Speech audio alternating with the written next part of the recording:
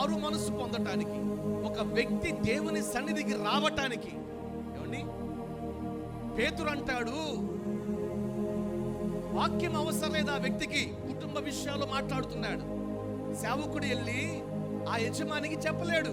ఎందుకంటే ఆ యజమాని మారలేడు, వాక్యం వినడు, వాక్యము చెప్పే సేవకుల్ని అంగీకరించడు, ఇంటిలోనికి రానివ్వడు. మరి అటువంటి పరిస్థితుల్లో అతనికి వాక్యం ఎలా అందుతుంది? ఆ వ్యక్తి ఎలా రక్షించబడతాడు? అందుకనే పేతురు అంటాడు ఏమనంటే, భార్యలారా మీ పవిత్రమైన ప్రవక్తన ద్వారా వాక్యము లేకుండానే మీ భర్తలను ప్రభు సన్నిధికి మాట్లాడరండి నడిపించవచ్చు. ఈ మాట నమ్మిన వారు స్తోత్రం చెప్పండి. ఇక్కడ కేవలం భార్యలకు మాత్రమే చెప్పాడు, మాకు చెప్పలేదు అనుకోవద్దు. భర్తలు రెండు వైపులా మీరు ఆలోచన చేసుకోండి. భర్తలారా మీ పవిత్రమైన ప్రవక్తను బట్టి వాక్యము లేకుండానే మీ భార్యలను ఎక్కడ నడిపించవచ్చు? దేవుని సన్నిధికి నడిపించవచ్చు. హల్లెలూయా.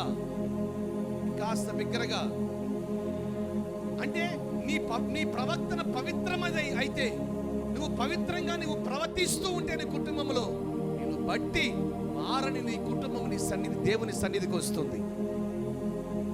ఈరోజు పవిత్రతకు ఎంత ప్రాధాన్యత ఉందో కానీ ఈరోజు ప్రజలు దానికి ప్రాధాన్యత ఇవ్వట్లేదు. దాన్ని పక్కన పెట్టేశారు, తమకు నచ్చినట్లుగా బ్రతుకుతున్నారు. కాబట్టి ప్రభు సముఖం నుండి చాలా మంది జారిపోతున్నారు. వారిలో వారే ప్రభు సముఖములో నిలిచి, మరి ఈరోజు నీవు నేను మనందరం ప్రభు సముఖంలో నిలిచి ఉండాలి అంటే పరిశుద్ధతకు మనం ప్రాధాన్యత